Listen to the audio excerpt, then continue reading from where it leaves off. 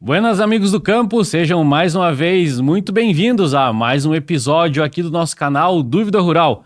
Eu sou Alex Zecchini, o seu comunicador, e aqui, como sempre, nós trazemos informação, conhecimento e experiência daqueles que vivem no campo, do campo e para o campo. E no episódio de hoje nós vamos falar sobre produção de leite a pasto, sobre os diferentes sistemas de produção de leite a pasto, sobre pagamento do leite ao produtor e sobre as formas de otimizar com vistas ao melhor retorno econômico. Então, se este assunto é do seu interesse, eu peço que você clique no joinha, compartilhe este vídeo e continue aqui conosco para mais um episódio do Dúvida Rural, o seu canal de respostas do meio rural.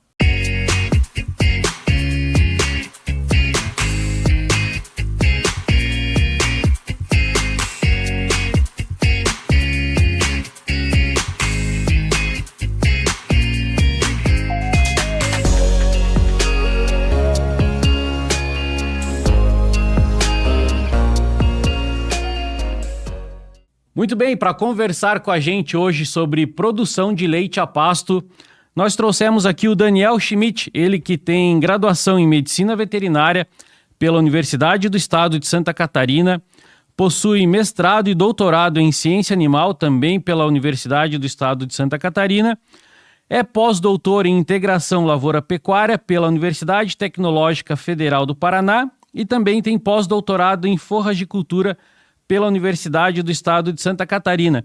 É professor nas áreas de forragicultura e bovinocultura de leite, também na Universidade do Estado de Santa Catarina, e possui mais de 19 anos de experiência em forragicultura. Daniel Schmidt, seja muito bem-vindo ao Dúvida Rural. Muito obrigado pelo convite, Alex. É um prazer poder estar aqui pela primeira vez, colaborando com vocês nesse projeto tão legal, né? Que é difundir ideias e trazer dúvidas do campo para que a gente possa discutir e poder ajudar os nossos produtores a melhorar os seus índices produtivos. Então, desde já, eu gostaria de parabenizar aí pela iniciativa do programa. Eu tenho acompanhado, tenho achado muito legal todas as conversas que vocês têm tido, né? Eu vi com o professor Gedri, eu vi com o professor Nilson. Eu vi também uma que vocês trouxeram um médico aqui para conversar um pouco com vocês sobre saúde no campo. Eu achei muito interessante, então parabéns pela iniciativa. Obrigado, Daniel. E como forma de boas-vindas, eu gostaria de te entregar aqui alguns brindes dos nossos patrocinadores. A gente tem aí a erva mate aragana na versão cimarrona e também moída grossa. A gente tem a participação também do Cicobi Crédito Serrana, que é mais que uma escolha financeira, e a gente tem também a participação da Casa do Couro Mesalira. Casa do Couro Mesalira que, se você precisar de pilchas, de artefatos, você encontra lá na Casa do Couro Mesalira. Cicobi Crédito Serrana, na pessoa da Carla, ali da agência do Coral, e do Kenner, da agência do Centro, e erva mate aragana, na pessoa do Diogo. Então, sempre que precisar, eles estão à disposição para atender a gente, são os nossos patrocinadores, e com isso a gente te dá mais uma vez as boas-vindas aqui, Daniel. Muito obrigado. Nós já estava tomando um chimarrãozinho aqui antes de começar a gravação. A erva realmente é muito boa. Eu tinha uma erva de preferência, mas eu acho que agora eu vou repensar a minha preferência. E também queria aproveitar para mandar um alô para a Carla, porque eu também sou cliente Cicobi, um banco aí que a gente entende que é muito preocupado com o produtor, né? Muitas vezes ele deixa de... É um banco que às vezes deixa de olhar um pouco o seu lucro para poder ajudar o nosso produtor rural. Então, só queria mandar aí um saludo para a Carla. Muito obrigado também, Daniel. Daniel, para que a gente possa começar esse nosso bate-papo aqui mais direcionado para a produção de leite a pasto, eu gostaria que tu trouxesse para a gente uma ideia aí de como é que esse tema se conectou na tua vida pessoal, na tua vida profissional posteriormente. Gostaria que tu trouxesse para a gente aí uma ideia de como esse tema se conectou à tua vida. Perfeito. Bom, eu vou ter que resgatar quase que a minha vida embrionária, né? Quase que a minha vida como um bebê, porque eu sou natural de Angelina, Santa Catarina, uma cidade bem pequenininha aqui descendo a serra, perto de Florianópolis, 70 quilômetros de Florianópolis. O meu pai era técnico extensionista da Epagre e sempre esteve envolvido, né, com a atividade agropecuária, num primeiro momento mais agrícola, né, mas depois tentando auxiliar no desenvolvimento econômico da cidade de Angelina, ele começou a também tentar desenvolver a atividade da pecuária leiteira na cidade, principalmente já tentando trazer não só a produção de leite fluido, né, mas também a produção de queijos artesanais. Isso até a época movimentou um pouco a economia de lá. Tanto que tem uma festa lá na cidade que se chama Festa do Queijo e do Mel, que vai ter esse ano também. A cidade ela é conhecida por produzir bons queijos e também alguma coisa de mel. E, bom, desde pequeno, assim, eu sempre gostei muito de animais. O meu vizinho, o saudoso tio Nilton, ele tinha gado leiteiro, né? Tinha algumas vacas. E eu ajudava eles na ordenha, cortava capim, dava ração para as vacas, tirava o leite. Na época o leite era tirado à mão, né? E isso me fez, assim, crescer um amor pela atividade pecuária, né? Daí depois comecei a frequentar a agropecuária de um avô, de um amigo meu, né? Que era a agropecuária do seu Amândio. E aí comecei a ter contato com as medicações para os animais. E aquele amor pelos animais foi crescendo, até que eu decidi fazer veterinária. E daí com 17 anos eu vim para Lages e daí comecei o curso de veterinária. Obviamente que à época eu não entrei na veterinária para trabalhar com pastagens, né? Mas eu sempre tinha aquela curiosidade, por que o azevedo dá no verão, no inverno, perdão, por que o capim-elefante dá no verão, por que o capim-elefante é grande, por que o azevedo é pequeno. E essas curiosidades elas sempre tiveram dentro de mim. E daí depois, com o caminhar do curso de veterinária, daí eu fiz a disciplina de forragicultura na 5ª fase com o professor Andrés Briscia, que para mim é um dos grandes gênios da forragicultura, não só no Brasil como no mundo. Aí comecei a nutrição com o professor Henrique, e depois a bovinocultura de leite com o professor Thaler. Então eu fui me achando, aquela paixão foi crescendo, trazendo aquelas ideias já, ou aquelas curiosidades de berço, né? E daí depois culminou que eu decidi fazer disso uma atividade de vida. Daí fui fazer estágio final uma parte no Uruguai também, onde eu vi um pouco da pecuária leiteira uruguaia. Depois voltei e fiz uma outra parte do meu estágio com gado de leite ali em Xanxerê, acompanhando um médico veterinário muito bom chamado Eliton Carneiro. E daí depois ingressei ali no mestrado em ciência animal, porque eu já era bolsista de iniciação científica, já trabalhando com forragicultura, e daí só segui a forragicultura e estou aí nessa brincadeira até hoje, e nisso já se passaram aí uns 19 anos.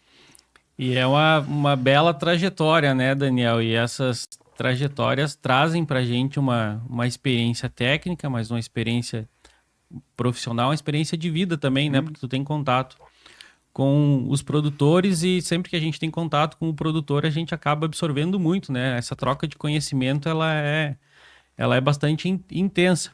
E eu gostaria que tu trouxesse para a gente aqui, Daniel, uma definição de como é que se caracteriza um sistema de produção de leite a pasto, né? Porque quando tu fala de produção de leite a pasto, né, nos vem à mente que esse sistema de produção, então, ele é unicamente destinado à produção à base de pasto exclusivamente. Como é que é uma definição desse sistema de produção de leite a pasto?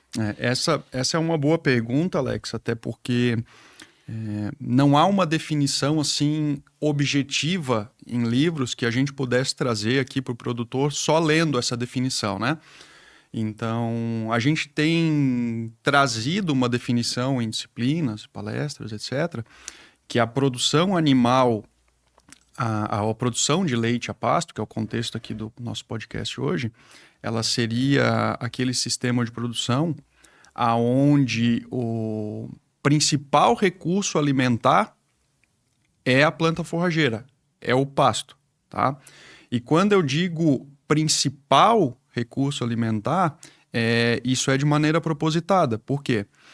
Porque a gente tende a, pelo próprio nome, achar que é só pasto, tá? Que até pode ser uma modalidade, até pode ser, não haveriam grandes problemas, exceto do ponto de vista produtivo, né?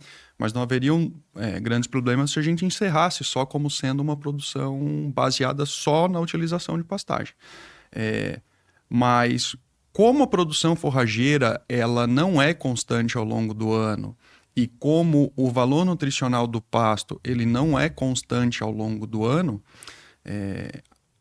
quando a gente quer ser um pouquinho mais intensivo na produção de leite a pasto, a gente vai ter que lançar mão de suplementações ou de estratégias de suplementação, que aí envolve a utilização de concentrados em algumas épocas do ano, né? Numa quantidade menor do que muitas vezes as pessoas imaginam, e eventualmente a gente também vai ter que lançar mão de algum tipo de suplementação com volumoso, que aí basicamente a gente está falando aí de suplementação com silagem de milho. Então o sistema de produção animal a pasto, na minha concepção, pelo menos para modelos mais intensivos, ele permitiria o uso de algum nível de suplementação com volumoso e concentrado.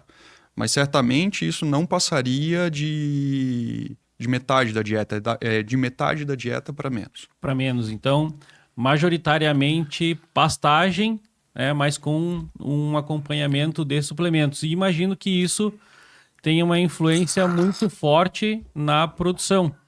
Conforme tu determina, então, esses percentuais de pasto e suplementação, tu também tem a tua produção sendo influenciada por conta disso. Gostaria que tu comentasse um pouco sobre isso, como é que é a influência desses percentuais na produção de leite. Claro, vamos lá. Então, assim, vamos pegar primeiro uma situação onde a gente só trabalha com pastagem. Só, o único recurso alimentar. Evidentemente, animais sempre bem mineralizados, né? A mineralização ela é sempre necessária, tanto para a pecuária de leite quanto para a pecuária de corte. Ou até vou refazer a afirmação. Ela é importante para a pecuária de leite, assim como é importante para a pecuária de corte. Tá?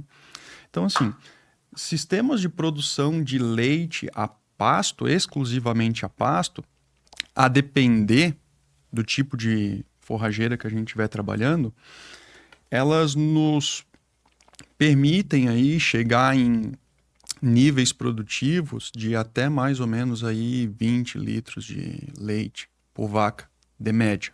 Tá? Claro, a vaca ela tem um ciclo fisiológico da produção de leite, ela chega 60 dias após o parto, ela tem um pico de lactação, então ela pode eventualmente passar desses 20 litros, né?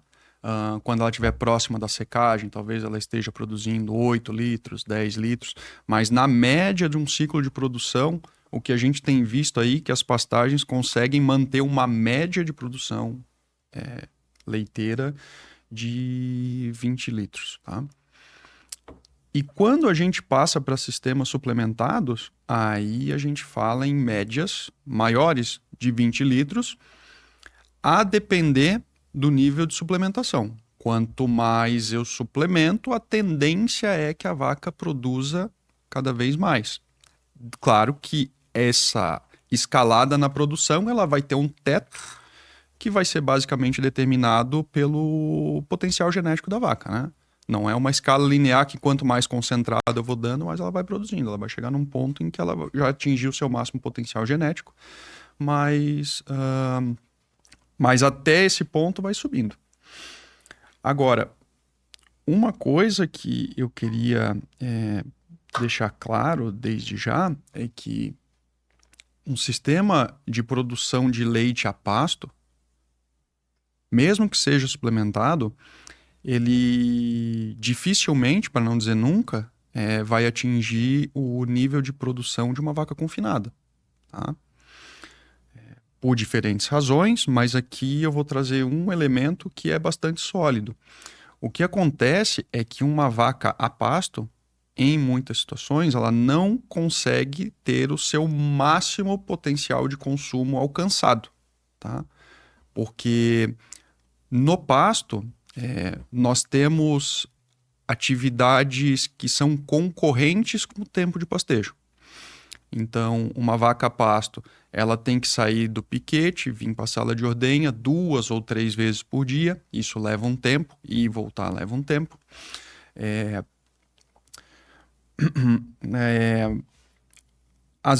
Algumas horas do dia são muito quentes, ela pode deixar de pastejar nessas horas mais quentes do dia.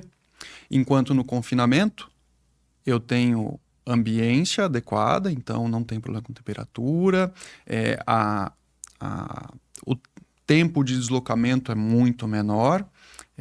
Outro ponto importante é que no pasto a vaca ela tem que colher o alimento dela, ela tem que processar esse alimento, enquanto que no confinamento ela tem tudo na frente dela, basta ela botar a boca no coxo. Então isso lá no final do dia faz com que uma vaca em confinamento ela sempre acabe consumindo um pouco mais do que uma vaca pasto e, consequentemente, produzindo mais leite em confinamento do que a pasto. Então é por isso que, por exemplo, na experiência que eu tenho, né, que é aqui o setor de bovinocultura de leite do CAV, que é conduzido pelo professor Henrique, a gente tem vacas aí com uma produção média de 25 litros de leite a pasto, o que é muito bom, com algum nível de suplementação, que eu vou comentar ainda com vocês hoje. Mas no confinamento é comum a gente ver vacas com 40 de média, tá bom? Então, do ponto de vista de produção, quando a gente começa ali a ter em pasto com suplementação valores acima de 20, né, litros, a depender do nível de suplementação, como esse 25 que eu te falei, são valores bastante interessantes. Não vão ser valores de confinamento, mas tá ok. Basicamente, então, a vaca em confinamento, ela gasta menos energia, ela consome mais e ela consegue produzir mais, então, do que uma vaca em condição de pastagem. Tá relacionado à energia, está relacionado ao consumo, né? E também a qualidade do leite, a composição do leite muda, né, nesses diferentes sistemas. Gostaria que tu comentasse um pouco sobre a composição do leite nesses diferentes sistemas, Daniel. Muito legal também essa pergunta. Então vamos lá, vamos responder. Tem vários pontinhos aí que a gente pode responder, tá, Alex? O primeiro é o seguinte, a depender da distância de deslocamento, realmente o próprio deslocamento do animal começa a ser um fator importante como o dreno energético, né? Principalmente quando a gente tem animais que são muito grandes. Uma coisa é a gente pensar numa vaquinha de 450 quilos, 470, 500 quilos. Outra coisa é a gente pensar numa vaca de 600, 650, às vezes até, dependendo da genética, chegando a 700 quilos. Quanto mais pesado, mais energia essa vaca vai ter que gastar para se deslocar. Então, já tem até existem pesquisadores que já estão recomendando certas limitações de distância de deslocamento das vacas entre os piquetes e a sala de ordenha, tá? Eu vi um que recomendava que a distância não fosse de mais de 50, 100 metros entre o piquete e a sala de ordenha. Só que ele, pesquisador da Irlanda, numa condição de tamanho de fazenda completamente diferente do nosso, né? As nossas são muito maiores. Então, aqui me parece, tá? Eu teria que atualizar esse dado, mas me parece que o pessoal tem recomendado que seja menos de 200 metros. Agora eu só não sei se é 200 ou 500, tá? Mas eu acho que é 200 metros, tá? Porque senão realmente a energia gasta pela vaca começa a ser um fator, se não decisivo, mas começa a ser um fator importante para puxar um pouco mais a energia que era para estar para o leite para deslocamento, tá? Só tomar um matinho aqui. E a sua segunda pergunta, só me refresca a memória, por favor. É sobre a composição do leite, que tá. nesses sistemas eu imagino que tenham diferenças. Gostaria que tu comentasse um pouco sobre isso. Claro. Então vamos lá. De maneira geral, bem geral, sistemas de produção de leite que utilizam a pastagem como principal recurso alimentar, elas tendem a ter um leite com maior teor de sólidos. Em especial, que é um dos interesses da indústria, a gente está falando de gordura. Tá? É um leite, em tese, um pouco mais gordo, porque tem toda uma questão de como o ambiente ruminal da vaca se mantém nessas condições. Basicamente, o que a gente tem são rumens com pH um pouco mais elevado, e que são ambientes mais seguros, né, do ponto de vista de manutenção de teor de gordura mais elevado. Tanto que não é incomum a gente encontrar aí vacas produzindo leite com 4,5% de gordura em sistemas a pasto. Nos sistemas confinados, como se utiliza muitas vezes uma maior proporção de grãos na dieta e dietas um pouco mais processadas, com tamanho de partícula um pouco menor, esse teor de sólidos pode cair, em especial da gordura pode cair, né? Chegando 3,5, 3,2, né? Que seriam cenários assim normais de confinamento e de pasto. Agora, no confinamento existe uma situação de um erro de estratégia nutricional que pode culminar numa síndrome que a gente chama de depressão da gordura do leite. E aí, nesses erros de manejo, aí pH ruminal cai, e aí o teor de gordura cai, e aí pode cair para menos de 3, 2,5 e tal. Tá? O que a pasto, em tese, é mais seguro. A gente não teria tanto esse problema, porque a fibra ali do pasto entraria como um componente importante para a manutenção do pH ruminal. Agora, a gente só tem que tomar um pouco de cuidado com essa segurança que o pasto nos traz, porque em dias muito quentes, onde a gente quer suplementar as vacas, pode ser que ela não consuma pasto e ela só consuma o concentrado. E aí, nesse dia pontualmente ali, ou em alguns dias, ela pode ter também uma queda da depressão, ela pode ter uma queda, perdão, da gordura do leite. Então, o pasto te traz um sistema mais seguro, mas a gente tem que tomar cuidado também com a suplementação nesses sistemas, tá? Uhum.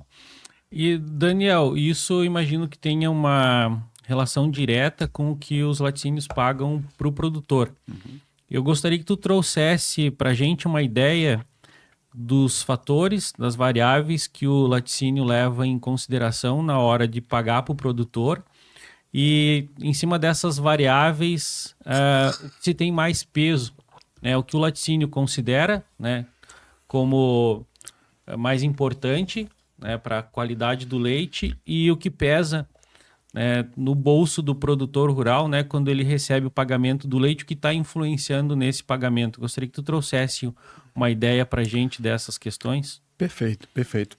Eu acho que a gente pode começar essa pergunta respondendo o seguinte. O preço do leite, o preço pago, né? O produtor é pago por volume e bonificado ou penalizado pela qualidade química, física e microbiológica do leite. Tá? Então, basicamente como funciona? A maioria dos laticínios pratica a formação do preço da seguinte forma. Ele tem um valor base, que muitas vezes são definidos pelos conselhos do estado, né? Como por exemplo o Conselheite, define um preço base a ser pago pelo litro de leite. Por exemplo, R$2, R$2,10, R$2,20, sei lá. A depender da época do ano. Definido esse preço base, o produtor ele pode ser bonificado em função de características que o leite apresente. Então, por exemplo, a indústria quer que o leite tenha bastante teor de sólidos, principalmente gordura e proteína, porque isso dá um bom rendimento de queijo, iogurte, manteiga, creme de leite, entre outros derivados lácteos, né? Então, para aqueles produtores que produzem leite com um nível a mais de sólidos, ele é bonificado. Então, por exemplo, o laticínio quer ele vai te bonificar se tu produzir um leite com mais de 3,5% de gordura, com mais de 3,2% de proteína. Então, toda vez que você passa esse limite, ele te bonifica em alguns centavos por litro. 1 centavo, 2 centavos, 3 centavos a mais por litro. Tá? E isso seria basicamente a qualidade química.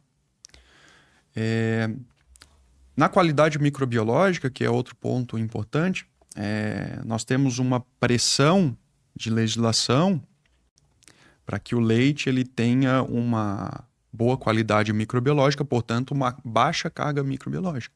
E aí, basicamente, o que a gente está falando são das contagens bacterianas, né? Que a gente ainda fala no campo a nomenclatura antiga, que seria a contagem bacteriana total. que hoje a gente fala CPP, que é contagem padrão em placa, que é só uma metodologia diferente, que agrupa um número maior de bactérias a serem contabilizadas no leite. E outra variável que a gente chama de CCS, que é a contagem de células somáticas, que na sua maior parte da composição são células da resposta inflamatória. Então a gente quer, a indústria quer leite e o consumidor quer leite que tenham baixos níveis dessas duas variáveis. E aí o laticínio, com base em uma legislação, tem um ponto em que ele exige dali para menos, certo?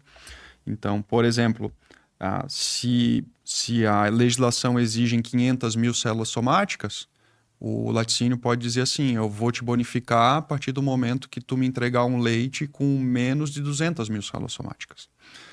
Se a legislação pede para que você entregue um leite com menos de 300 mil unidades formadoras de colônia, que é lá da CPP, e você entregar um leite com 100 mil ou 20 mil, o laticínio ele pode te bonificar em função disso. Tá? Então, leites com baixa carga microbiológica, o produtor também é bonificado. E aí existem outras variáveis do ponto de vista logístico e mercadológico também podem ser levadas em consideração, né? Como, por exemplo, o volume que tu entrega por mês. Se você me entrega mais de 40 mil litros de leite por mês, quer dizer que o meu caminhão vai ter que rodar pouco, porque ele vai na tua propriedade, enche e já volta para o laticínio, então eu bonifico um pouco mais. Aí todas essas variáveis, elas são somadas, né? Cada um desses pontos, quando são atendidos, é bonificado um pouco mais por litro, e daí soma tudo com o volume de leite entregue. E aí você tem o preço final pago ao produtor. Agora, certamente, o que compõe aí provavelmente cerca de 70% ou mais do preço do leite pago ao produtor é o volume. O volume ainda é o fator mais importante aqui no Brasil. Mesmo que para o laticínio, né, os sólidos fossem mais importantes, principalmente naqueles em que eles fazem os derivados do leite, né? Mas o volume ainda é o ponto mais importante na composição do preço, tá? Me surgiu uma dúvida ali, porque tu disse que o produtor ele é penalizado, né? Conforme algumas variáveis detectadas pelo laticínio. Certo. Mas o leite que o produtor entrega nunca vai sozinho, né, pro tanque. Ele sempre entrega junto com outros produtores. O que é penalizado para um produtor pode não ser penalizado para o outro em função da qualidade de entrega do outro produtor. Mas isso dentro de um mesmo tanque ele vai gerar um valor médio, vai estar sendo misturado ali. Então não quer dizer que o laticínio ele esteja sendo prejudicado, né, por conta do leite entregue por um produtor.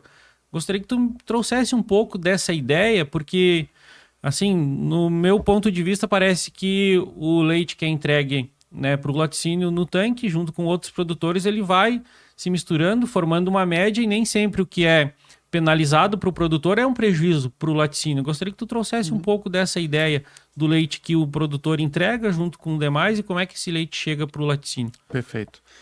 Bom, eu só falei, na verdade, ali da bonificação e não falei das penalizações, né? Mas sim, se excede os limites, né? Em algumas situações, excede não. Por exemplo, quando o leite tem um teor de gordura e proteína menor do que aquilo que é exigido pelo laticínio, o produtor ele pode ser penalizado. Dentro de alguns limites também dessa afirmação, o produtor também pode ser penalizado por CCS e CPP. A CPP a partir de agora eu vou chamar de CBT porque é uma linguagem mais o pessoal tem usado mais no campo, tá? Então o produtor ele pode ser penalizado por uma CCS alta demais ou por uma CPP alta demais. E aí tem toda uma legislação que nessa parte da CCS e da CBT diz que se a recorrência de CCS e CBT do leite for elevada, vai chegar um ponto em que o caminhão não vai mais poder recolher o leite do produtor. E aí ele vai ter aquele prejuízo todo daquele tanque que vai ter que ser descartado e ele vai ter que se readequar, baixar os níveis CCS, CPP e CBT, perdão, até os níveis que a legislação exige, tá? E isso pode levar algum tempo, pode levar um mês, 3 semanas, enfim. E aí esse leite é descartado o tempo todo, então aí já tem um prejuízo enorme para o produtor. Quando o leite tem um teor de gordura ou proteína um pouco menor, aí ele é penalizado só no preço, mas o leite dele ainda continua sendo carregado, né?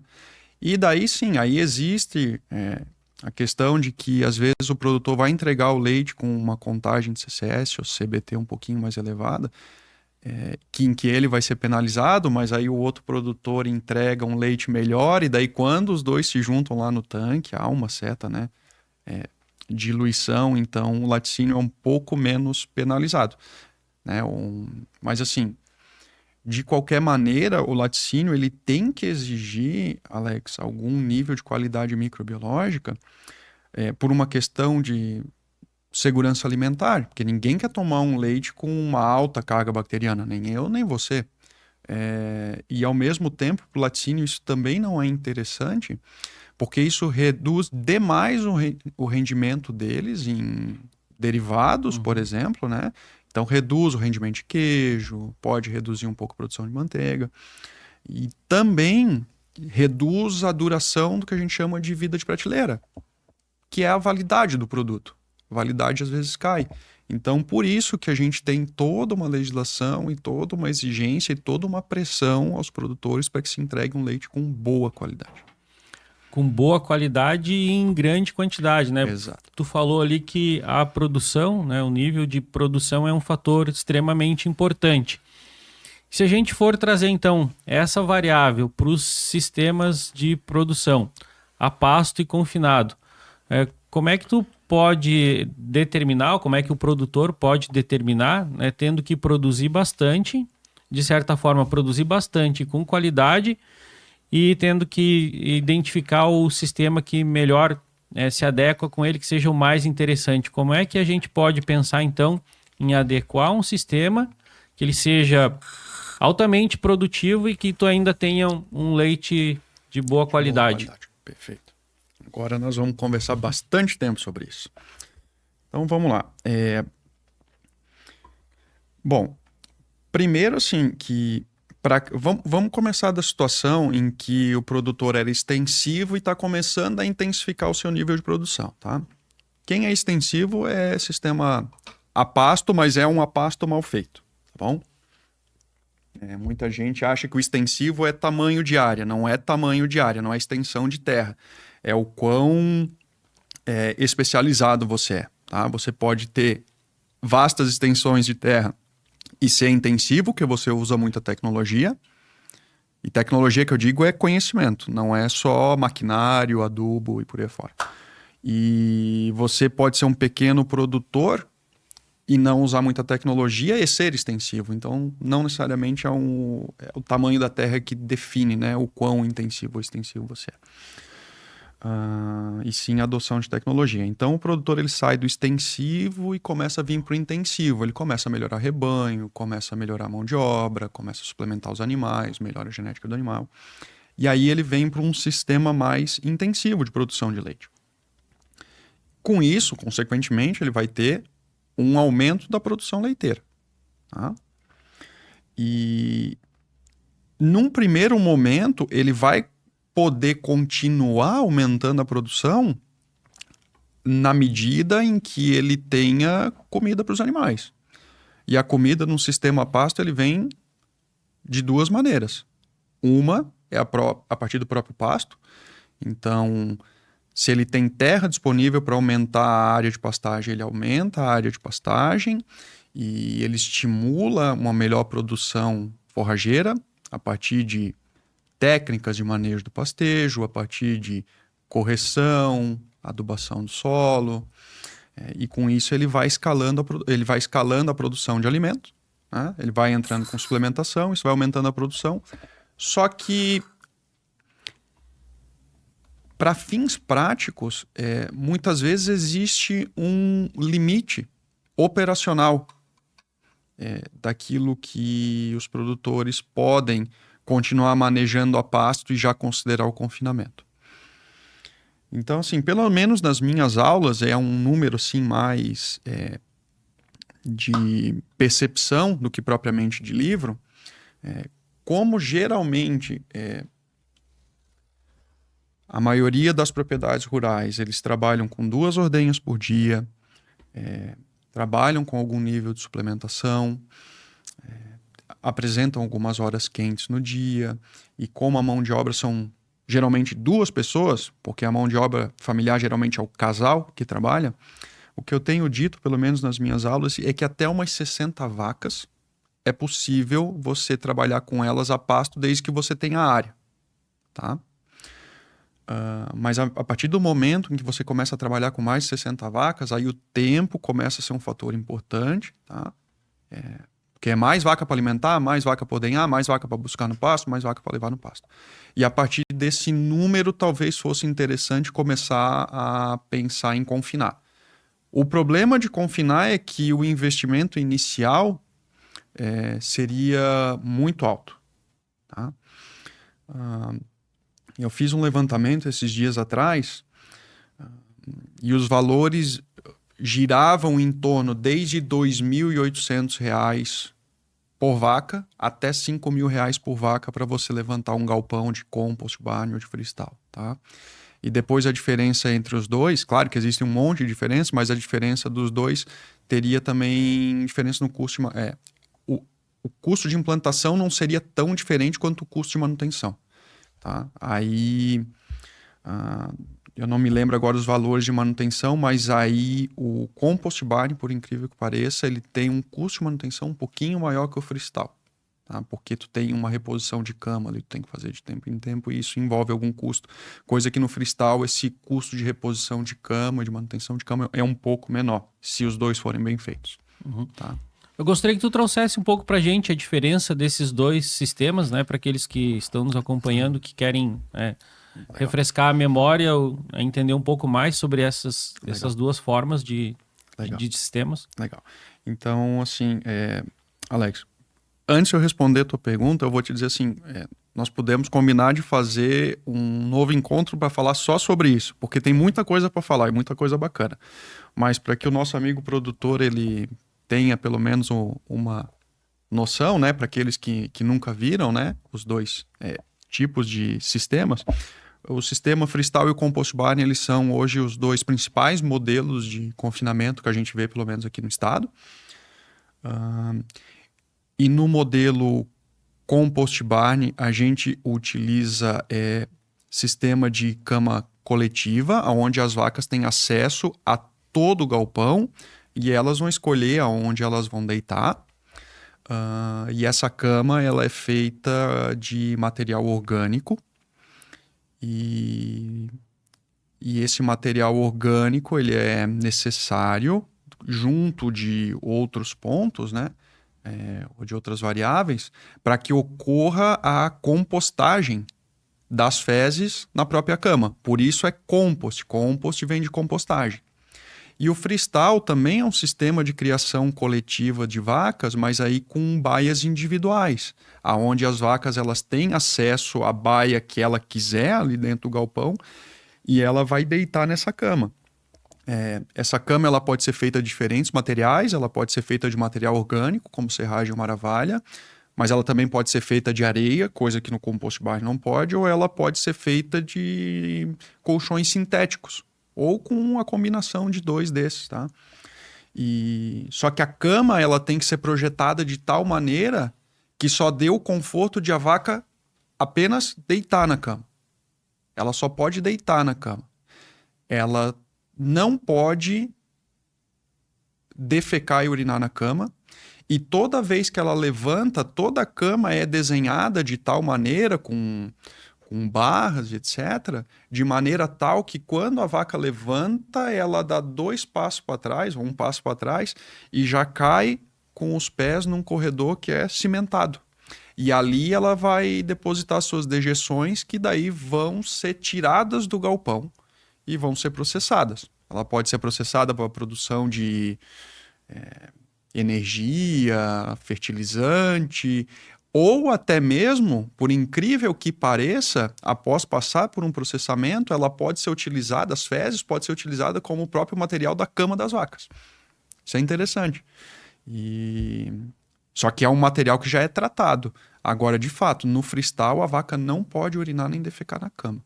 tá? Porque ali não vai ter um sistema de limpeza efetivo na cama e a vaca pode deitar em cima desse resíduo orgânico ali e ter algum problema de contaminação e desenvolver alguma mastite, alguma coisa em função disso. E isso está estritamente ligado, Daniel, então ao aproveitamento ou reaproveitamento desses resíduos, né? O planejamento de um freestyle ou um compost barn, né, tem relação direta com o aproveitamento desses resíduos. E em relação ao planejamento, eu gostaria que tu trouxesse para a gente, então, algumas variáveis, né? Porque aqueles que estão, de repente, pensando em planejar um sistema de produção de leite, né? Um sistema de produção de leite a pasto, ou talvez até um confinado, né? Que variáveis eles devem levar em consideração? Tá. Para planejar um sistema a pasto e depois você quer que eu migre e faça para um confinado ou vamos ficar só no pasto? Como tu achar que deve conduzir aí, para Tá. aquele que pensa em planejar um sistema de produção de leite, né? Ele tem algumas variáveis que são comuns, tanto no sistema de produção de leite a pasto, quanto no confinado, né? Na hora do planejamento. E se tu quiser direcionar para um deles, fique à Claro. vontade. Claro.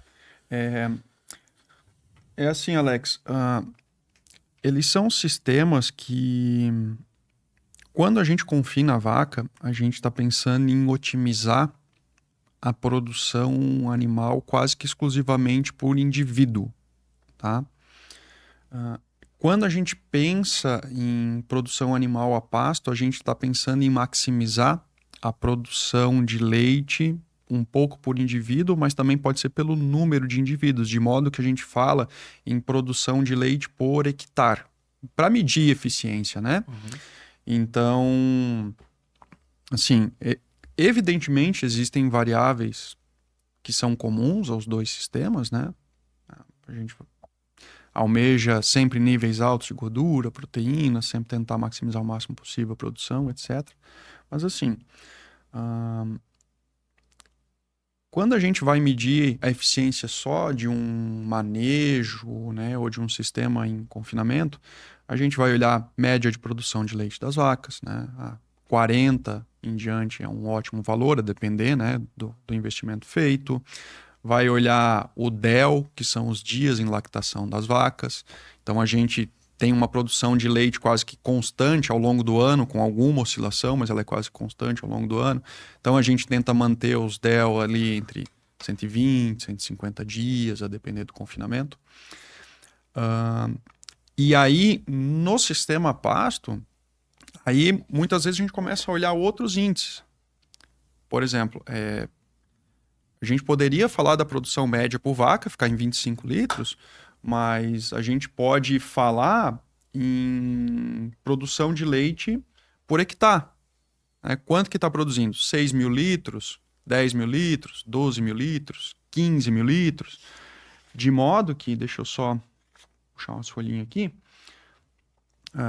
de modo que aí qualquer sistema de produção de leite a pasto, para nossa região aqui pelo menos, que produz aí mais de 12 a 15 mil litros de leite por hectare ano, seria um sistema extremamente eficaz na produção leiteira.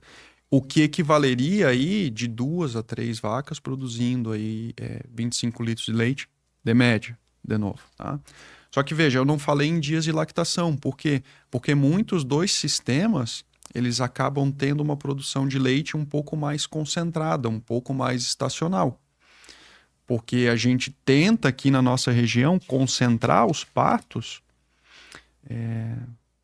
para a época mais ou menos do meio do ano, porque dali a 60 dias após o parto, as vacas vão estar em pico de lactação e ali em agosto, setembro, eu tenho o recurso forrageiro mais importante para um sistema de produção nosso aqui, que são as pastagens de inverno. Vide aveia preta, azevém, trevo branco, né? Então eu concilio a época de maior produção das vacas com a época de disponibilidade de pasto de maior quantidade e qualidade. E aí eu vou estendendo essa produção ali até final de abril, mais ou menos, né? talvez início de maio, aonde a produção forrageira dos pastos de verão já praticamente cessou.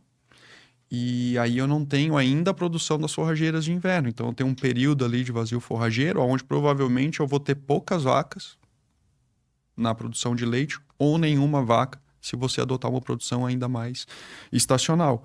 Então, em função disso, eu não consigo nem falar para você, um DEL médio para a gente alcançar é esse, porque a produção de leite a pasto ela é mais sazonal, enquanto no confinamento ela é mais homogênea, mais contínua.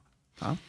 E, Daniel, outra variável que eu acho que deve influenciar bastante nesse planejamento, né, quando o produtor pensa em determinar um planejamento ou para produção de leite a pasto ou para confinamento, pensa em produtividade, pensa em qualidade de leite, deva ser também a escolha dos animais. Gostaria que tu entrasse um pouco nessa questão, que o que determina para o produtor a escolha de uma determinada raça ou a escolha também de um cruzamento entre raças leiteiras. Gostaria que tu trouxesse um pouco, um apanhado sobre a determinação das raças e a influência, dessa escolha das raças puras ou do cruzamento delas na produção, em quantidade e também na qualidade do leite. Perfeito. Essa é também uma pergunta muito legal. Aqui no Brasil, nós temos 3 raças de relevância para a produção leiteira. Tá? Que é majoritariamente a raça holandesa. Para nós aqui no sul do Brasil não é comum, mas a segunda raça leiteira de maior importância no Brasil é a raça Girolando. E a terceira raça de importância é a raça Jersey, que volta a ser comum para nós aqui na região. Tá? A raça holandesa é uma raça caracterizada por um alto potencial genético para a produção leiteira, mas com um nível de sólidos, por muitas vezes, um pouco mais baixo do que a Jersey, né, que é a concorrente dela aqui na região sul.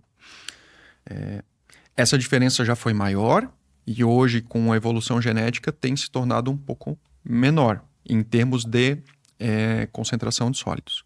A produção da holandesa ainda continua sendo um pouco maior do que a da Jersey.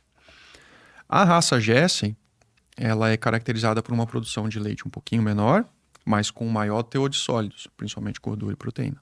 Tá? A raça holandesa é uma raça maior, a raça Jersey geralmente é uma raça um pouco menor. Então eu tenho na raça holandesa uma vaca que geralmente, a depender do tamanho dela, e por ser uma vaca que produz mais, geralmente é uma vaca que come mais, né, que tem um desafio metabólico um pouquinho maior. A Jersey geralmente é um pouquinho menor, produz um pouco menos e o desafio metabólico acaba sendo um pouco menor. E aí, como eu comentei, existe uma outra raça que não é tão comum para nós aqui, que é a raça Girolando, que ela é mais comum aí no Brasil tropical. Então, se a gente vai aí para o Oeste Paulista, Minas Gerais, e vai embora, principalmente em sistemas pastoris, essa raça começa a se fazer mais presente. Ela é uma raça sintética, fruto do cruzamento entre o gir leiteiro e o holandês. E é uma raça caracterizada por ter uma aptidão leiteira razoavelmente boa, pelo menos maior que a zebuína. E ela traz dos zebus um pouco da adaptação a condições tropicais. Então, temperatura um pouco mais elevada, desafio maior de parasitas, né? Endoparasitas, mas principalmente ectoparasitas, como carrapato, etc. Então, um animal um pouco mais adaptado às nossas condições tropicais, assim, um pouco mais afiantes. Mas ela não vai apresentar a capacidade produtiva das raças leiteiras especializadas mesmo, que são o holandês e o Jersey. E aí tem um outro ponto sobre raça que eu acho muito interessante de ser comentado, que é a possibilidade, pelo menos nos sistemas pastoris, de a gente trabalhar com o acasalamento entre holandês e Jersey. Que é o tal do Gersolando, né, que o pessoal brinca aí no campo, que lá na Nova Zelândia está tratado como Kiwi Cross. Na Nova Zelândia, que é um país referência na produção leiteira a pasto, esse sistema de cruzamento é uma realidade.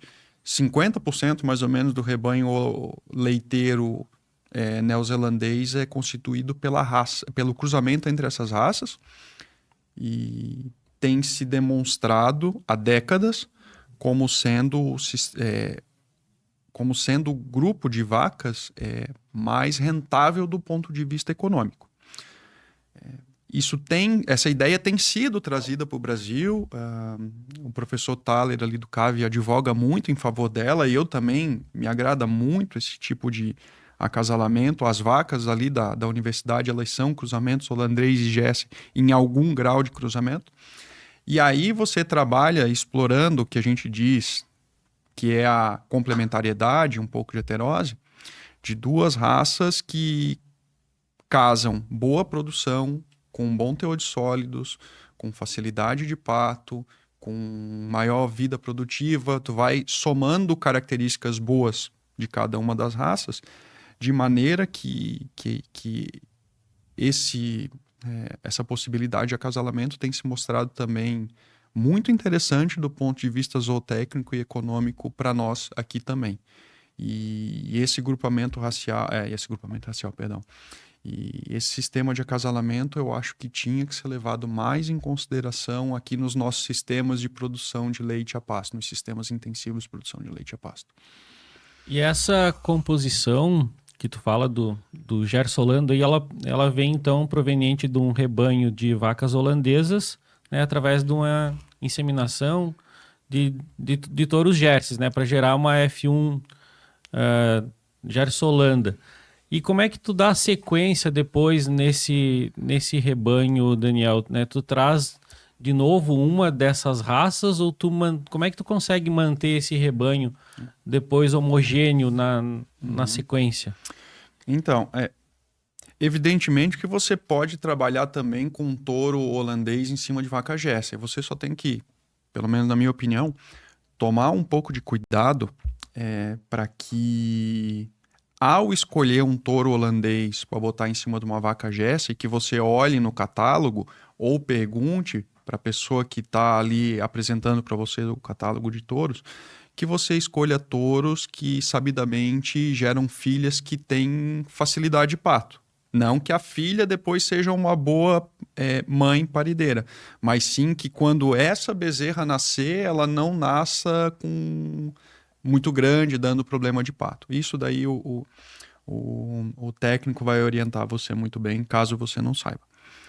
Bom, com relação à composição assim, desses sistemas de acasalamento, o que o produtor tem que ter em mente é que a primeira geração que vai nascer, fruto do cruzamento dessas duas raças, vai gerar uma F1, que a gente diz que vai ter um alto desempenho daquilo que a gente quer.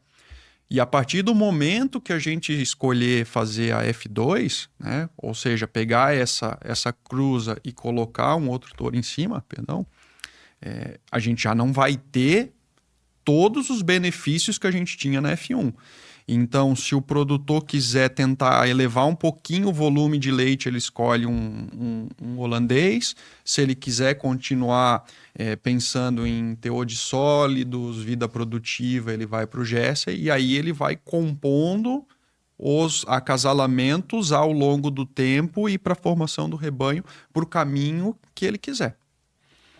Isso vai ser determinante, né, no que ele vai produzir em quantidade e qualidade do leite.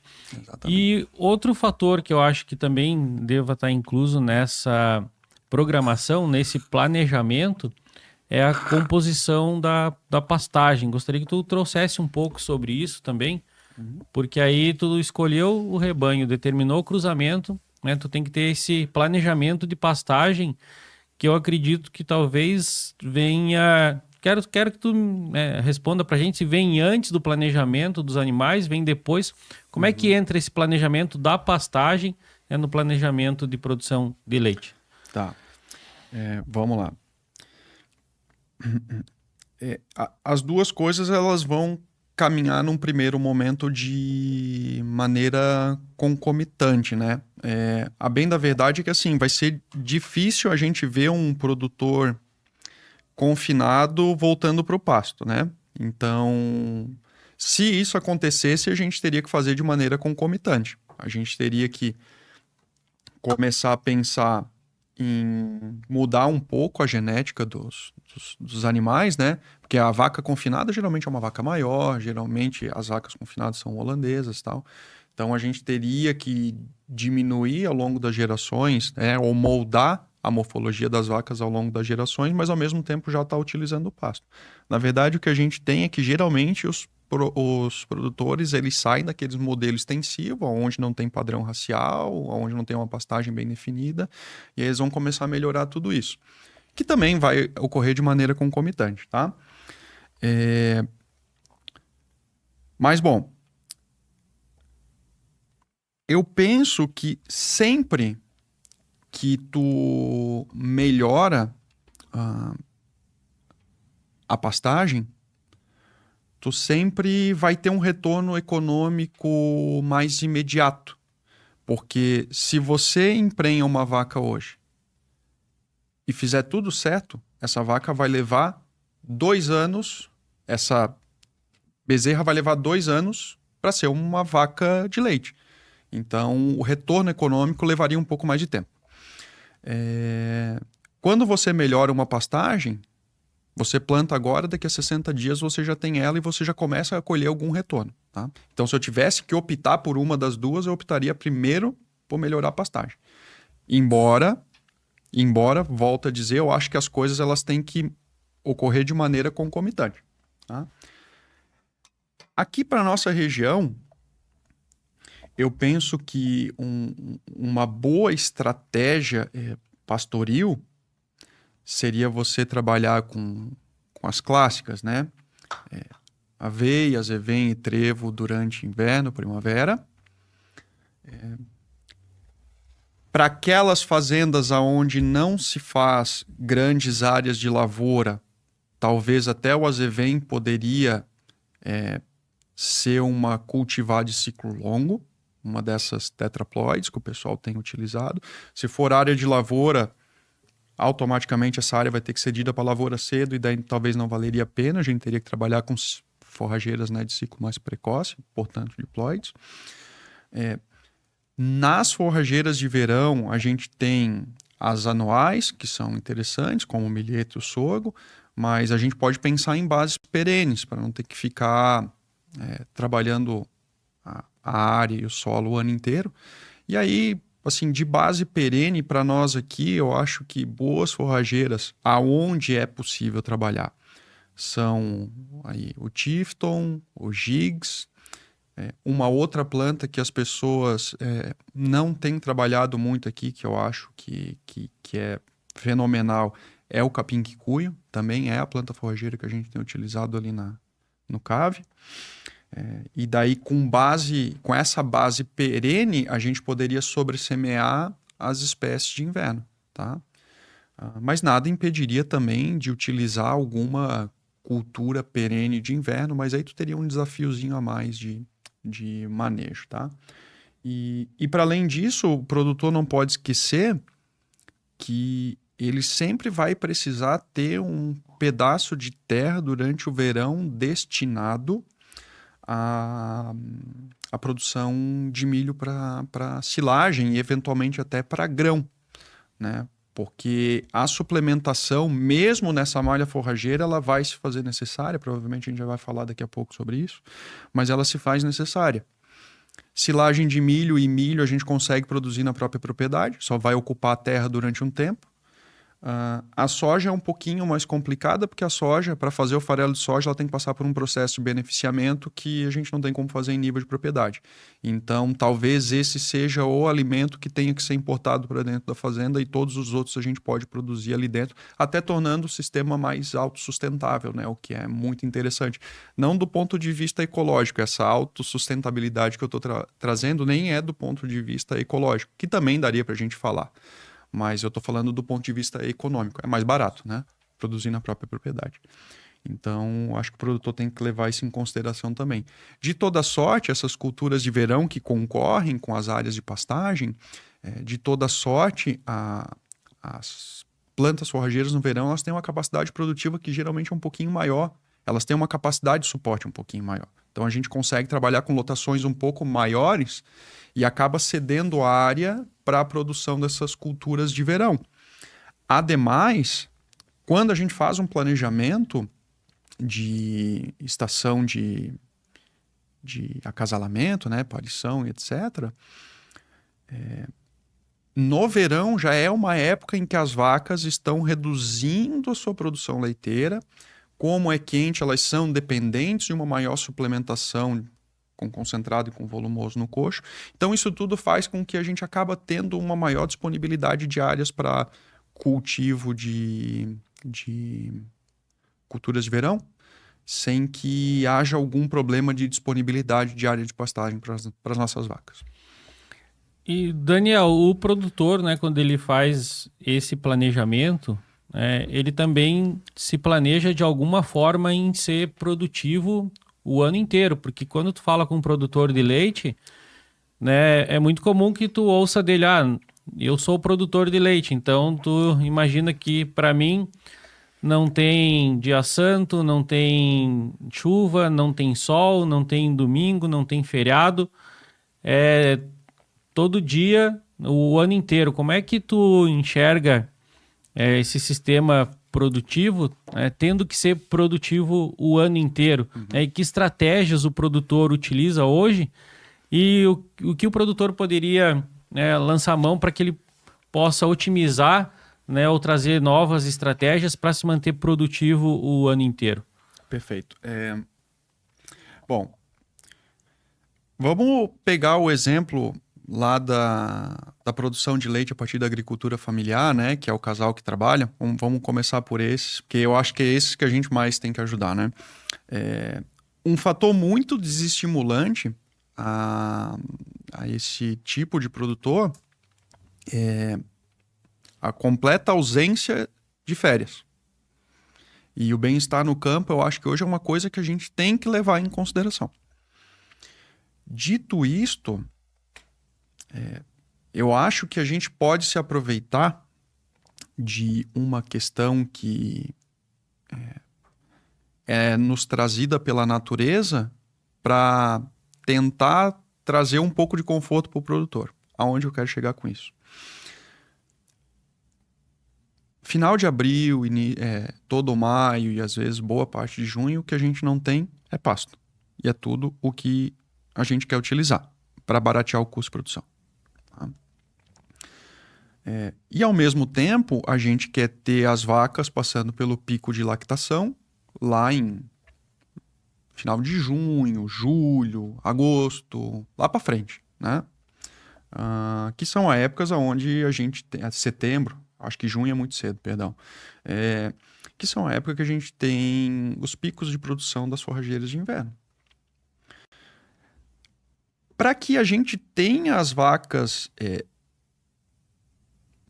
propositadamente produzindo nesse período, com essas datas de ciclo de lactação, automaticamente a gente começa a ter que pensar em alguma estratégia de agrupamento da estação reprodutiva. E o que eu estou querendo dizer com isso é que uma possibilidade que a gente tem é de trabalhar com produção estacional de leite, com estação de cobertura e estação de parição bem definidas, o que provavelmente traz para o produtor um período ali de 45 a 60 dias do período seco deslocado para maio. Então, por exemplo, ele poderia fazer a inseminação artificial das vacas setembro, outubro, novembro, e essas vacas elas vão estar parindo ali a partir de junho, julho, agosto. Aí produziriam leite por aproximadamente 10 meses, né? Nesse meio tempo elas já emprenhariam de novo tudo. E chega ali em maio, no comecinho de maio, ele seca todas as vacas. Aí ele não tem a produção de leite durante esse período, né? Faria uma produção estacional do leite. Qual seria o benefício? Ele teria um pouco de férias durante esse período. Se ele tem algum funcionário, é o período em que ele poderia dar férias para o funcionário também. Ele poderia aproveitar esse momento para fazer alguma restauração na sua infraestrutura, às vezes olhar uma cerca, aproveitar para plantar um pasto, revisar todo o sistema de ordenha, enfim, ele pode usar esse tempo livre para tirar férias ou fazer qualquer outra atividade da fazenda e dar férias para o funcionário. Só que isso não é o que a gente vê no campo hoje. O que a gente vê no campo hoje é uma produção de leite tentada ser levada o ano inteiro. Por quê? Porque talvez alguns produtores tenham medo de fazer essa produção estacional porque ele pensa que durante 45, 60 dias ele não vai receber o cheque do leite. Então seria como se ele não recebesse o dinheiro. Só que o que ele tem que entender é que aquele volume de leite pequeno que ele produziria em maio, junho, na verdade, ele já foi trazido em todos os outros meses. De modo que, embora ele não recebesse o cheque, embora ele não receba o cheque naqueles 2 meses, ele já está recebendo diluído ao longo dos outros 10 meses. De tal maneira, Alex, que bastaria, nesse sentido, ele se preparar com os pagamentos, já fazendo uma reserva para tamponar esse período. Para ele isso seria bom. Eu não sei se o laticínio gostaria que todos os produtores fizessem isso, porque senão o laticínio ficaria 45, 60 dias sem receber. Mas, ao mesmo tempo, isso pode criar uma pressão de preço pago pelo laticínio, de modo a subir, e alguns produtores se beneficiassem dessa situação. Aí esse intervalo de 45, 60 dias, o laticínio ficaria desassistido desse produtor, isso, né? Mas, assim, pensando na programação de taxa de natalidade, por exemplo, porque aí tu imagina que o produtor, né, seca todas as vacas e, né, passa a tratar elas com inseminação ali para que elas emprenhem numa mesma época e entrem numa época de parição também juntas. Mas aí considerando que essa taxa de natalidade seja a máxima possível, mas a gente sabe que biologicamente isso é praticamente impossível de conseguir uma taxa de natalidade de 100%, né? Tá. Uma taxa de natalidade talvez muito alta. Como é que o produtor deve pensar, então, em se programar também se programando em função da taxa de natalidade que pode ser muito abaixo daquilo que ele espera? Como é que tu vê esse planejamento também em função da taxa de natalidade? Tá. Primeiro que ele vai ter que cuidar muito bem das vacas ao longo de todo o ciclo de lactação, apesar que o intervalo entre o parto e a concepção ali vai ser de 90, 120 dias, mas ele tem que cuidar muito bem das vacas o ano inteiro para que as vacas não percam muita condição corporal e não tenham problema de ciclicidade. Tá? E aí tem várias questões de manejo nutricional que não envolve só um balanço nutricional. Tá? Não é só você não deixar a vaca perder muita condição corporal, porque fatalmente ela vai perder, isso é algo fisiológico da vaca, ela vai perder condição corporal nas primeiras semanas, nos primeiros meses após o parto. Então não é só isso, a gente tem toda uma questão do que a gente chama de manejo de período de transição, antes do parto, depois do parto, tal. Então a gente tem que tomar uma série de cuidados com as vacas para que elas tenham condições de emprenhar o mais rápido possível após o parto. Tá? Agora, fatalmente alguma vaca não vai emprenhar, vai chegar um momento em que não se torna mais rentável manter alguma vaca no sistema de produção. E em função disso, a gente sempre tem na atividade pecuária, a leiteira, né, um plantel de reposição. Tá? E é absolutamente natural que em rebanhos já estabilizados em número, já com uma genética estabelecida, ou seja, as vacas já estão no nível de produção que eu quero, está tudo redondinho, a taxa de reposição ela se dá em mais ou menos 20% ao ano, ou seja, 20% das vacas vão sair, né? Então, a cada 10, 2 saem, a cada 100, 20 saem, para entrar 2 no lote de 10 ou 20 no lote de 100. Então, na atividade leiteira, a gente tem uma ciclicidade de substituição das vacas maior do que a gente tem na pecuária de corte, tá? Então, dentro desse planejamento, ele se planejar também com a reposição. Mas a reposição também vai influenciar na produção e também, talvez, na qualidade do leite, né? Vai. Como é que isso pode, então, mexer nesse planejamento em função da reposição. Tá. A expectativa que o produtor pode ter é o seguinte, essas novilhas que vão entrar na primeira lactação, embora o potencial produtivo delas seja menor que de uma vaca de segunda ou terceira cria, mas de qualquer maneira essa novilha ela tem potencial genético superior muito provavelmente ao da mãe. Então ao longo da vida produtiva dela, ela vai ser mais produtiva que a mãe. Então não tem nenhum tipo de prejuízo em você fazer essa substituição mesmo entrando com um grupo de animais com uma capacidade produtiva um pouco menor, perdão, tá? Porque com o passar dos anos a média de produção do rebanho tende a subir porque tu trabalha com genéticas cada vez melhores. Só que a gente não pode esquecer que as vacas que estão lá na ponta, já na quarta, quinta lactação, são vacas que também já têm um potencial produtivo menor e começam a apresentar muitos problemas, começam a apresentar alguns problemas de saúde de glândula mamária. Então, geralmente são vacas que tendem a ter mastite com mais facilidade, tendem a ter a CCS um pouco mais elevada e isso penalizar o produtor lá no tanque. Então, é absolutamente necessário que ocorra uma taxa de reposição, que a gente diz que em rebanho estabilizado é 20%, para continuar aumentando a produção e manter uma boa composição do leite. Isso é algo obrigatório dentro do sistema de produção. Tá? Certo. E outra curiosidade que me surgiu aqui, Daniel, para que essas novilhas, né, que estão sendo as responsáveis pela reposição, que estão entrando agora como responsáveis nessa reposição, quanto tempo elas demoram para estabilizar a produção leiteira? Tu falou que elas entram produzindo menos, né? Elas vão demorar um tempo até estabilizar. Né? Qual é esse tempo em média? Geralmente a primeira lactação, o nível de produção é um pouco mais baixo, mas ela é mais constante, então ela sobe um pouco e depois a velocidade de queda da taxa de produção é menor, dá uns 7% ao mês. Aí na segunda e na terceira lactação ela tem um pico de lactação um pouco maior, mas com uma taxa de decréscimo um pouco maior que 7%, chegando até perto de 10%. E daí ali a partir da quarta, quinta, daí a curva já começa a ter uma desaceleração bem acentuada. Que é quando o rebanho já está maduro, digamos assim, e estável em produção. Mais equilibrado, digamos assim, entre as matrizes. Não. O que eu disse para você foi assim, eu fui pegando uma novilha de primeira cria, dela virou uma vaca de segunda cria, terceira cria, quarta cria e quinta cria.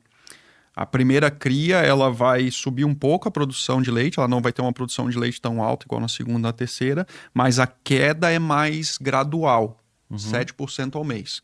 Na segunda e na terceira, ela vai ter um pico de produção maior, e depois ela vem caindo a uma taxa um pouquinho maior, perto ali dos 10%. E daí, a partir da quarta, quinta lactação, que eu digo o ano, né?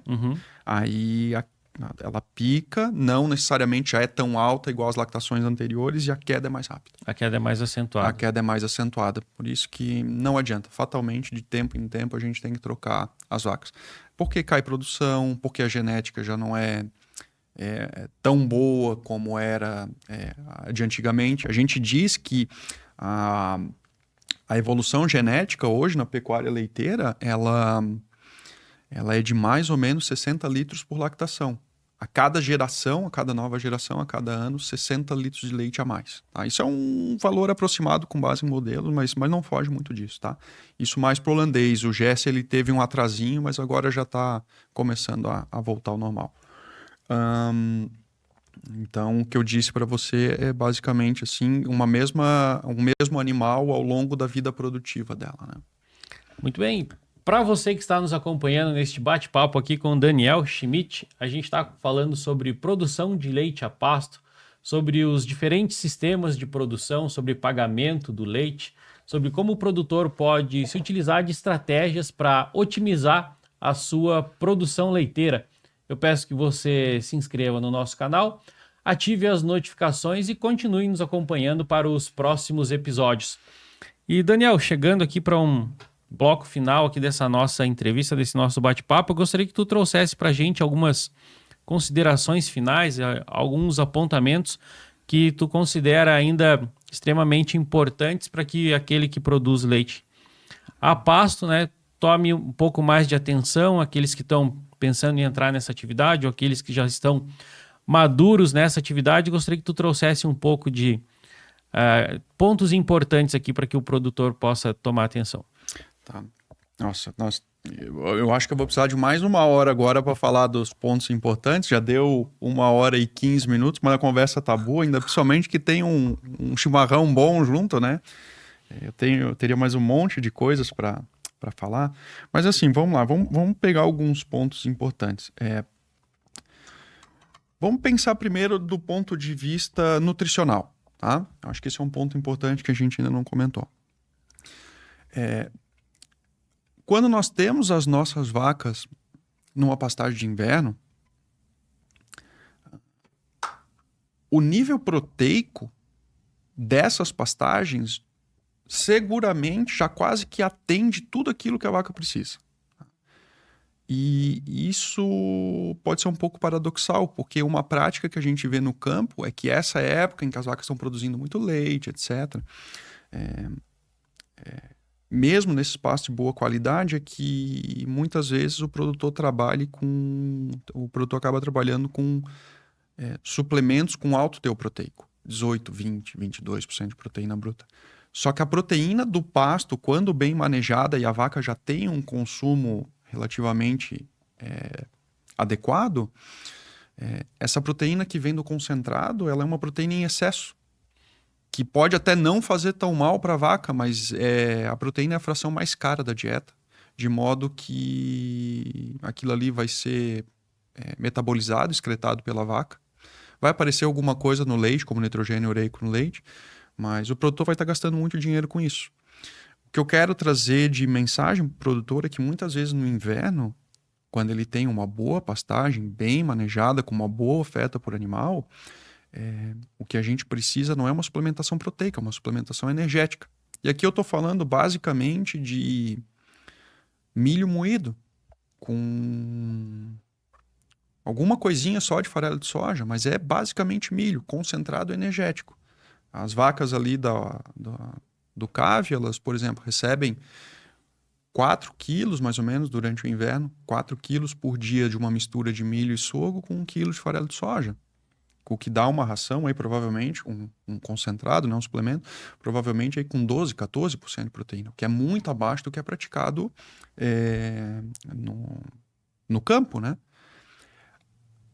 Agora, evidentemente, quando você entra com uma maior suplementação com silagem de milho, porque às vezes o pasto para de produzir, você tem que entrar com um pouco de silagem de milho, aí o silagem de milho, aí já é, mesmo no inverno ali, que tu tá dando silagem de milho, ela é pobre em proteína, e talvez você precise de um pouco mais de farelo de soja, um pouco mais de proteína nessa mistura. Aí lá no verão,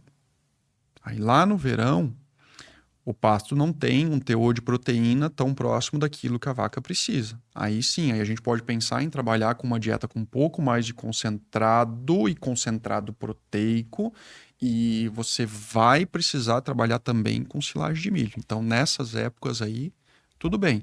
Então, toda vez que o produtor precisar trabalhar com um pouco mais de silagem de milho, ou lá no verão, ele tem que pensar em suplementar com um pouco mais de proteína. Toda vez que ele estiver lá no inverno, o pasto esteja produzindo ok, ele não precisa se preocupar tanto com suplementação proteica. E até digo mais, para os níveis de produção das vacas que a gente tem nesses sistemas a pasto com baixo nível de suplementação, que eu estou falando aqui em níveis de suplementação de concentrado, 4, 5, 6 quilos, não muito mais do que isso, tá?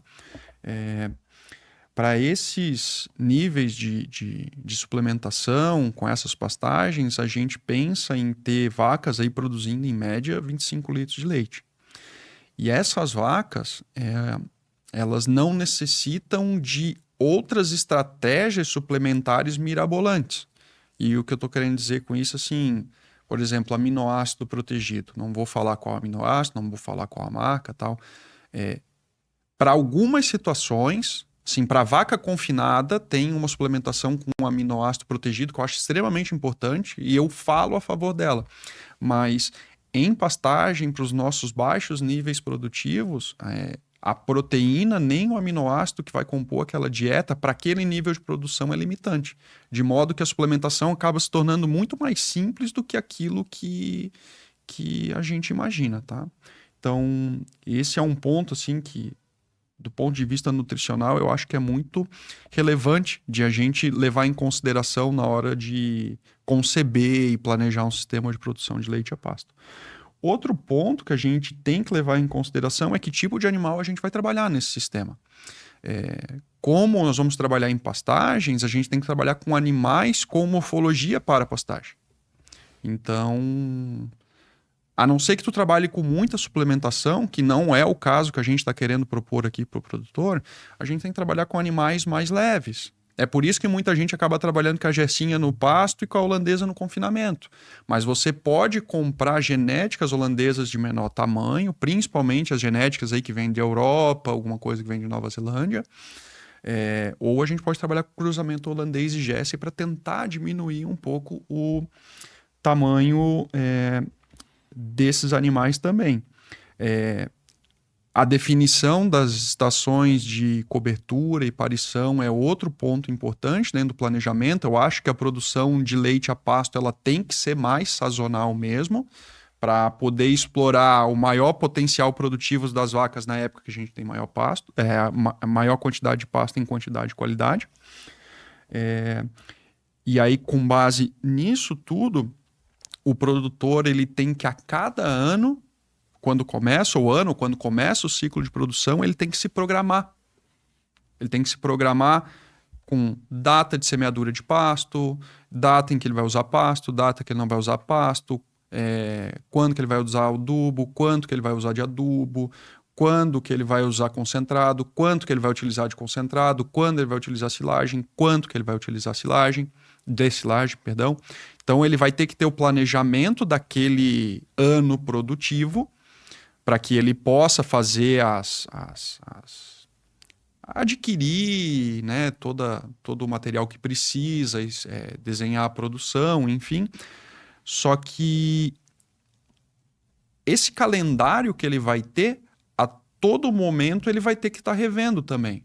Porque por mais que ele planeje, por exemplo, para em agosto não usar silagem de milho, porque em tese ele não precisaria, porque ele teria pasto de boa qualidade. Pode ser que ocorram as adversidades aí. Pode ser que fique 10 dias, 15 dias sem chover. De período encoberto. E aí o pasto não cresce. Aí ele tem que entrar com silagem de milho, numa época em que ele não tinha programado. E aí, se ele entra com silagem de milho, automaticamente ele já tem que entrar com concentrado com um pouquinho mais de proteína para elevar o teu proteico da dieta. Certo? Chega lá no verão, ele conta que metade da dieta vai vir do pasto, mas aí dá igual esse verão aí quente, vários dias sem chover, o pasto não produz. Então, naquele período em que o pasto não está produzindo, por mais que ele quisesse ter metade da dieta de pasto, não vai ter pasto. Ele vai ter que utilizar a suplementação com silagem de milho para tamponar esse período de baixa produção. Então, ele tem que ficar a todo momento revisando o calendário de produção dele. E até diria mais. Teria, por exemplo, um outro ponto assim que ele poderia lançar a mão ou utilizar mais suplementação com uma alta inesperada do preço pago pelo leite. Então ele está produzindo X lá e do dia para a noite, por alguma razão, o preço sobe. Então ele tenta otimizar um pouquinho mais a produção a partir de a utilização de um pouco mais de concentrado, talvez um pouco mais de silagem de milho. Aquele leite que ia para as bezerras, ele não dá mais para a bezerra, ele vende aquele leite porque compensa mais para ele comprar sucedâneo de leite, fazer a mistura e dar para as bezerras. Então ele vai ter que a todo momento ter que estar revendo esse cronograma que ele desenhou. Planejando, replanejando e tentando manter o equilíbrio. O equilíbrio, então, em função da nutrição, né? O equilíbrio que tu falou ali, então, em relação à proteína e energia, quando ele tem mais proteína, então não se preocupar em um suplemento tão proteico e mais energético. E à medida que esse pasto, então, oferece menos proteína, né, aí ele sim entrar com uma compensação proteica um pouco mais elevada. E isso faz muita diferença lá no balanço econômico, né, do produtor, porque às vezes num final do ano aí, quando o produtor vai ver o que restou para ele, né, desse ano, ele talvez perceba que nessa composição um pouco mais equilibrada, né, tentando levar em consideração fatores proteicos e energéticos, ele pode ter aí uma redução de custo extremamente significativa e não tão dependente daquela homogeneidade, né, de oferecer o ano inteiro o mesmo teor de proteína e não levar em consideração o que está vindo do pasto, né, Daniel? Perfeito. É isso daí. Exatamente isso que eu queria dizer. Muitas vezes a gente gasta dinheiro com proteína quando não precisava, bastava energia. E a energia até a gente consegue produzir na própria propriedade, porque é milho e sorgo. Basicamente é isso. Então eu insisto que a gente dê uma atenção maior a isso. E claro, o produtor, ele fatalmente, para ele poder ajustar essa condição, ele vai ter que trabalhar com um nutricionista de confiança, mas ele vai ter que contratar um serviço de algum nutricionista. Ou contar com um agente aqui da universidade, enfim, para tentar dar uma mão para ele quando a gente puder. Só que uma coisa eu já trago como um fator importante para que um nutricionista consiga trabalhar. Os volumosos, as forrageiras, né? Elas variam muito em valor nutritivo.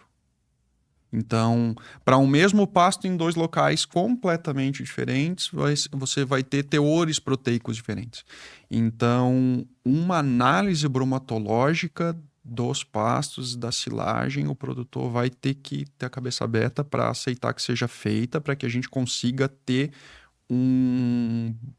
uma boa formulação da dieta das vacas. Um diagnóstico mais preciso vai depender dessa análise, né? Porque aí depende de tratamento, depende de solo, depende de uma série de variáveis, né, que vão influenciar nessa composição da pastagem e também do que ele vai ter de suplemento, de volumoso, de concentrado. Então, informação, né? Acho que tendo informação, tu consegue elaborar um diagnóstico mais preciso e elaborando um diagnóstico mais preciso, aí sim tu consegue ter uma diferença significativa lá nas receitas do produtor. Então, acho que, resumindo, né, esse ponto, a gente pode dizer que informação aí é o fator essencial para que ele tenha um diagnóstico preciso e possa economizar dentro dessas estratégias de otimização da produção. Sim. Eu até quero aproveitar, brilhante esse teu raciocínio aí, Alex, mas quem quer ser intensivo em qualquer atividade, tá? Em qualquer atividade, e aqui a gente está falando da pecuária. Quem quer ser intensivo, primeiro tem que ter tudo anotado. Tem que ter tudo anotado porque ele tem que saber como são e como estão os índices zootécnicos dele. Tá? A gente tem que saber como a gente está e aonde a gente quer chegar. E quem quer ser intensivo tem que entender que a intensificação da pecuária, ela não necessariamente passa pela utilização de tecnologia de ponta. Ela passa pela exploração máxima daquilo que você tem à disposição. E muitas vezes a única coisa que você tem à disposição é conhecimento. Então, você tem uma pastagem. A intensificação da utilização daquela pastagem pode ser entender como você vai deixar os seus animais colherem aquela pastagem. A suplementação é como que eu vou suplementar, não quanto que eu vou suplementar, muitas vezes.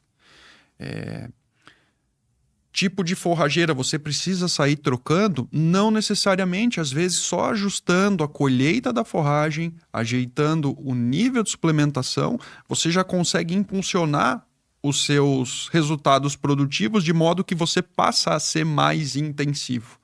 Então, não é sair comprando o trator mais caro, semente mais caro, adubo mais caro. Tem um monte de coisa antes para a gente arrumar. Conhecimento atrelado a tudo isso, né, Daniel? Então, tendo conhecimento, informação, tu consegue mexer nos números. Certo. E para mexer nos números, tu tem que saber de onde eles estão vindo. E aonde tu quer chegar. E aonde tu quer chegar, né? Como, quando, porquê, né? Estão ali atrelados a tudo isso.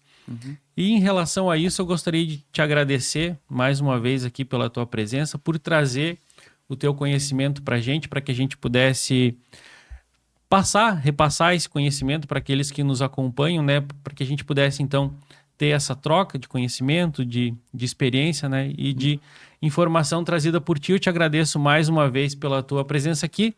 Espero que a gente possa ter uma segunda parte, de repente uma terceira, para que a gente possa se aprofundar em alguns outros assuntos, né, que também são de interesse daqueles que trabalham com produção de leite. Espero que a gente possa ter outros episódios e possa trazer outros assuntos aqui para aqueles que nos acompanham. Daniel, te agradeço mais uma vez pela tua presença aqui. Eu agradeço mais uma vez o convite, mais uma vez te dou os parabéns por essa iniciativa. Quero agradecer desde já, né? A gente está gravando, mas quero agradecer desde já aos nossos amigos ouvintes aí que vão estar nos assistindo, né? Os ouvintes vão estar nos assistindo. E eu me coloco à disposição aqui do trabalho de vocês para vir outras vezes aqui, falar sobre outros assuntos dessa atividade que tanto me encanta, né? Me encanta ao longo, acho que da vida inteira. E fico à disposição de vocês aí para novas conversas. Muito bem, mais uma vez, obrigado, Daniel. E para você que esteve aqui com a gente, eu peço mais uma vez que você se inscreva no nosso canal, continue nos acompanhando através das nossas redes sociais.